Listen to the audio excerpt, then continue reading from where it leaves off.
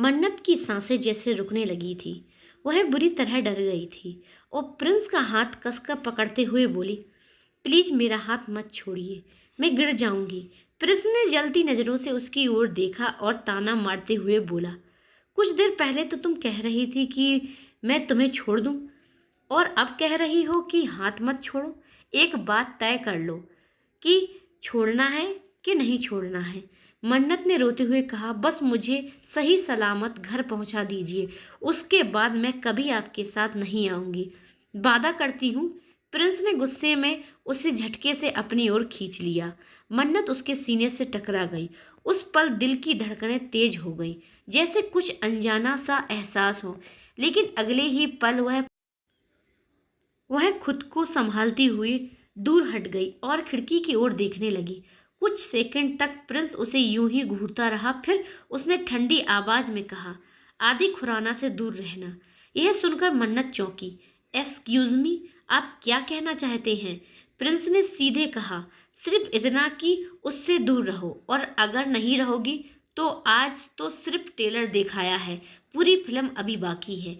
अब मन्नत घबरा गई। उसकी आंखों में डर साफ दिख रहा था। आप आगे और क्या करेंगे मेरे साथ? आज मेरा कैरियर ही डूबते डूबते बचा है, प्लीज कुछ मत कीजिए। प्रिंस मुस्कुराया, पर वो मुस्कान डरावनी थी। मैं कुछ नहीं करूंगा जब तक तुम मेरी बात नहीं मानती। मन्नत ने हिम्मत करके कहा, आदि मेरे दोस्त हैं। जब मेरे पास कोई नहीं था उन्होंने मेरा साथ दिया था। मैं उनसे दोस्ती नहीं तोड़ सकती। उन्होंने मुझे हमेशा सपोर्ट किया है।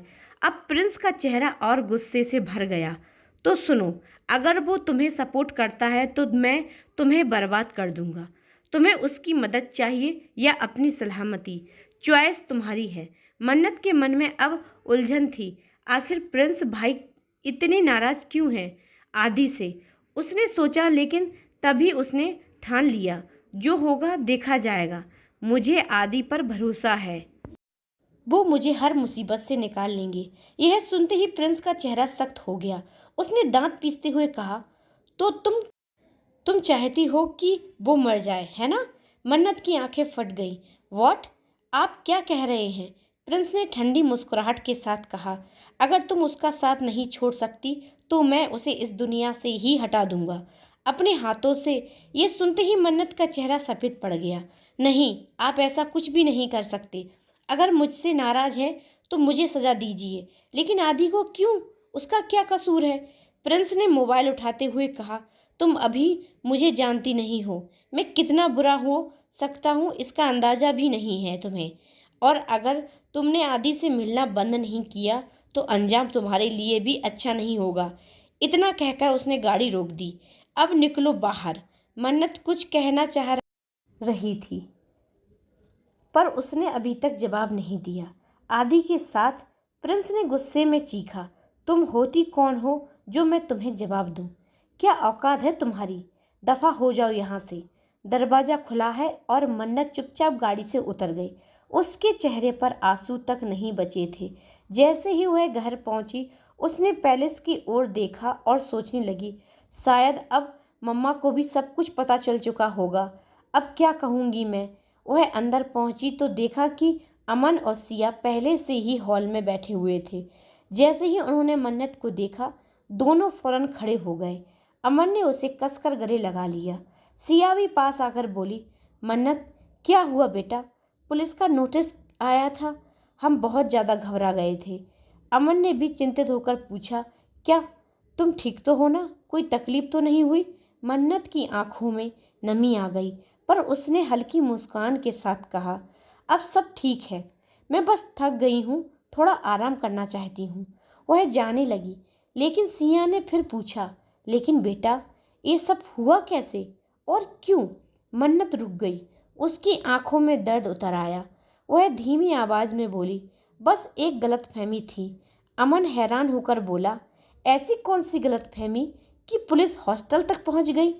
अब मन्नत के मन में गुस्सा और दुख दोनों भर आ रहे थे। काश मैं सब बता सकती, लेकिन मैं नहीं चाहती कि माँ पापा और भी ज़्यादा प्रिंस भाई से नफरत करे, क्योंकि फिर सब कुछ और भी बिगड़ जाएगा। ये सोच वो सीधे कमरे में चली गई।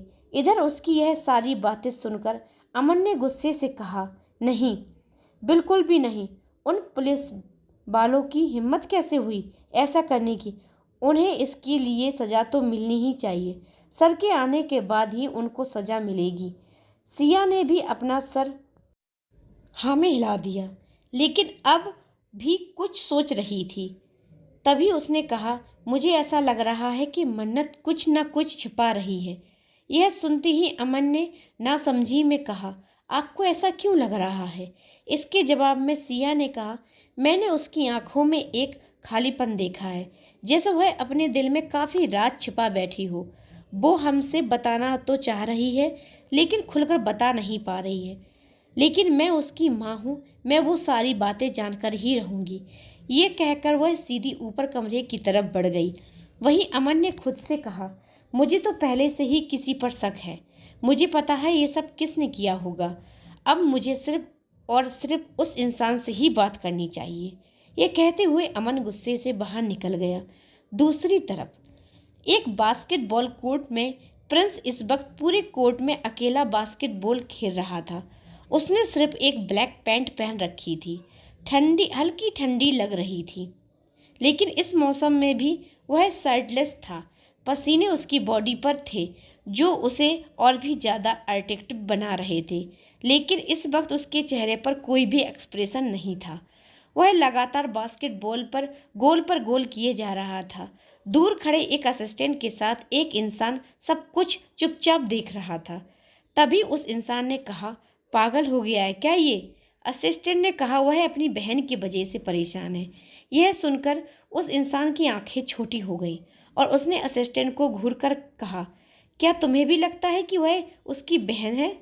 इस असिस्टेंट ने अपने कंधे उठाते हुए बोला, सिर्फ मुझे नहीं बल्कि पूरी दुनिया को ही लगता है कि वह उसकी बहन है। लेकिन सिर्फ एक बॉस है जिनको यह नहीं लगता कि वह उनकी बहन है। मुझे समझ नहीं आता। यह सुनकर अब मोहित भी प्रिंस को देखने लगा, जो अभी भी बिना रुके गोल पर गोल किए जा रहा था।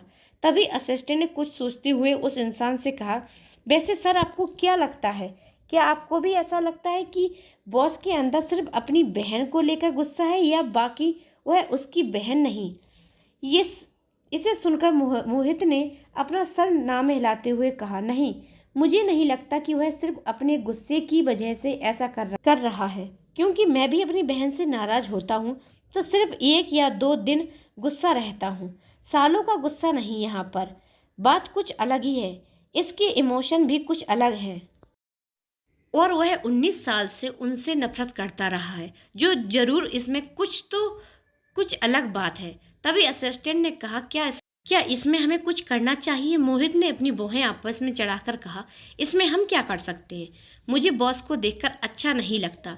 पहले तो उनकी फैमिली ने ही उन्हें अपने आप से दूर कर दिया, और अब जब वापस आए तो भी उनकी फैमिली सिर्फ और सिर्फ उनकी बहन पर ही ज़्यादा ध्यान देती है।